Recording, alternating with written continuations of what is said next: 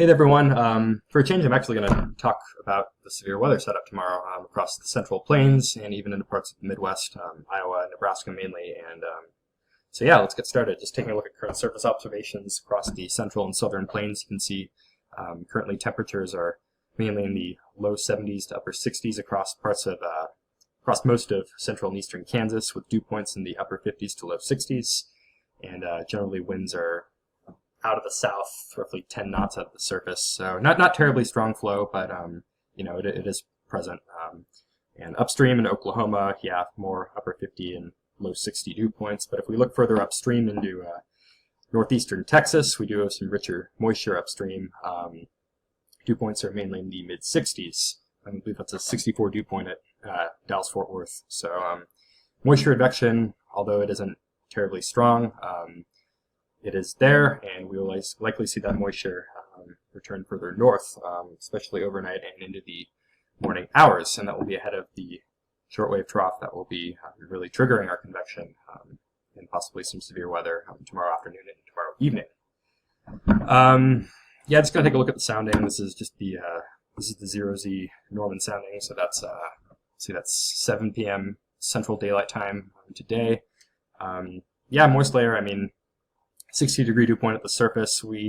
Looks like we're starting to bring some of those deeper lapse rates aloft in the mid-levels, but generally flow is out of the south in the mid-levels. So, well, not really the south. I guess we have some weak westerly flow around 600 and 500 millibars. But anyways, flow isn't terribly strong, so we haven't really brought that elevated mixed layer further east over the Central Plains. So that will be something to watch. So yeah, and then as I did note, we do have some richer moisture upstream, so I'll just pull up the 0Z Fort Worth sounding. I think it'll just overlay it. This is Sharp Eye there. I love Sharp Eye. Yeah, so a 63-degree dew point at the surface. You can see flow is generally out of the south as well at Fort Worth. So we do have some richer moisture upstream, and therefore we do have some moisture advection. So let's go to, yeah, this is water vapor imagery, just taking a look at the, larger scale pattern, the synoptic setup.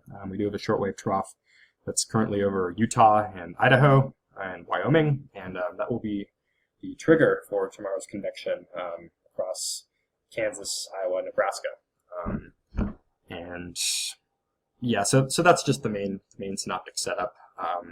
We do have some more mesoscale features. As always, forecasting mesoscale features is extremely difficult, such as outflow boundaries, even dry lines, and those will also come into play, as they always do, tomorrow. So yeah, let's just go up to 700 millibars, and you can see there's that shortwave drop that I was talking about, kind of a reflection of what we saw over on water vapor imagery over. The trough axis is kind of Utah, Idaho, Montana. So that will be, again, yes, that will be our trigger. And I did mention the mid-level lapse rates. Here we're looking at the 700 to 500 millibar layer. So in the middle of the troposphere, and you can see that mid-level lapse rates across New Mexico, Colorado, they're mainly in the 8 degrees Celsius to 9 degrees Celsius per kilometer range in the 700 to 500 millibar layer. So that's not quite dry adiabatic, but close. I believe we got pretty close to 80 degrees, if not hit 80 degrees today in Denver. I'd have to double check for high. But anyways, we're well above average here in Colorado, and therefore we mixed pretty deeply. You can actually pull up our Denver sounding just to kind of demonstrate that. Let me get that right here.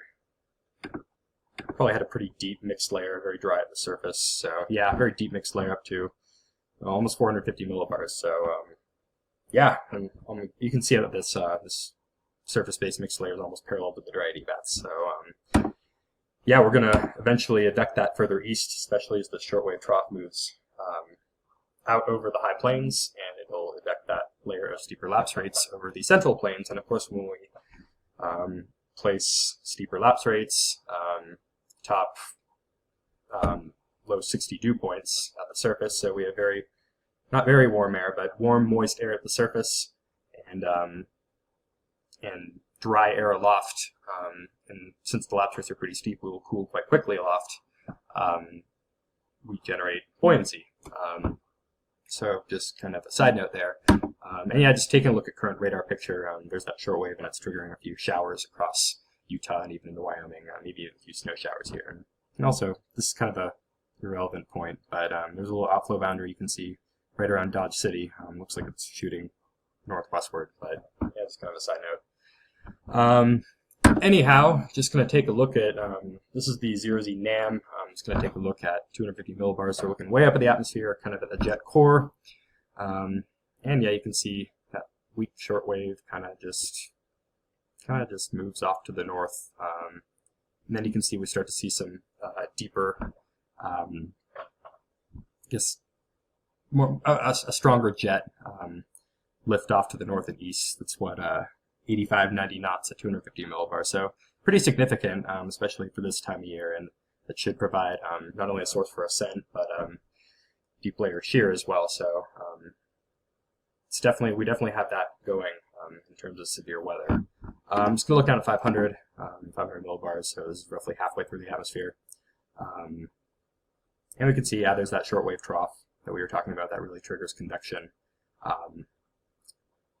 Tomorrow evening, late afternoon, early evening across Nebraska, Kansas, and Iowa. Yeah, this is just down at 850, and just one thing we will have to keep in mind, we do have a low-level jet that will be kicking in across Kansas and Nebraska, so low-level jet at 850 millibars at 50, 60 knots out of the southwest. So what low-level jets do is they're great at transporting moisture north from the Gulf of Mexico, so moisture advection, they help with that. They also increase your low-level vertical wind shear. So especially when these occur after sundown, which they usually do as we decouple the boundary layer. And anyways, the winds accelerate aloft because we're not, the atmosphere is decoupling, and the layer where there is friction in the atmosphere doesn't have an influence in the free atmosphere once we've decoupled.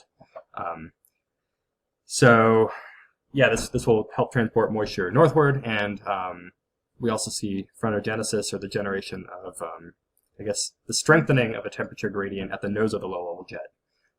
So that can be a source for ascent because the atmosphere, it wants to cool the warm side, and we cool through ascent. So that's another way that low-level jets can initiate convection. So we'll probably see some sort of MCS, or thunderstorm complex, into Nebraska and even into Iowa as we head into the early morning hours. So obviously that will have an influence on convection that we see later in the day. You know, early morning convection, they can leave outflow boundaries and cold pools. Can also leave a lot of cloud cover, which can limit the instability. So there's just a lot of different mesoscale factors going on here that you have to keep in mind when forecasting severe weather. As you can see, actually into tomorrow, looks like there's, well, not as strong as tonight, but there is another low-level jet. This is more of a synoptic low-level jet. It's part of the synoptic scale system. Another 50-knot low-level jet out of the southwest across Kansas and Iowa.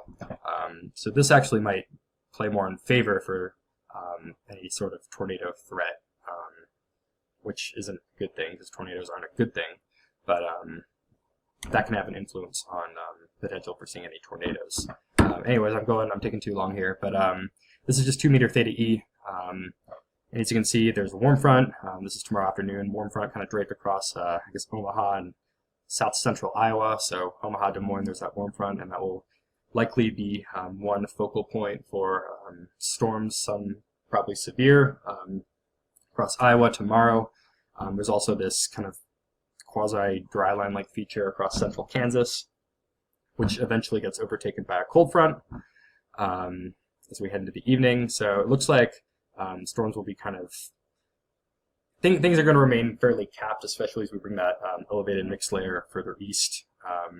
So yeah, we might have some trouble initiating storms early on into central Kansas, but eventually as that shortwave trough pushes closer, we'll probably see convection initiate, and eventually that cold front will move through, and it'll really just undercut all the storms, and we'll probably see things transition in more of a linear mode. So probably more of a wind threat, maybe even some large hail. But overall, I'm thinking maybe a very narrow window across central Kansas for discrete storms. And that's really if we can initiate convection before the cold front. That's always kind of a question. But once the cold front comes into play, storms will likely get messy pretty quickly across central Kansas and Iowa especially with that prior convection, not really sure how much instability there's going to be and how much the atmosphere will be able to recover. But again, if the storm sits on top of like a residual outflow boundary from earlier convection, fun things can happen. So yeah, it'll be interesting to watch what happens tomorrow. And yeah, hope you enjoyed discussing severe weather with me. All right, bye.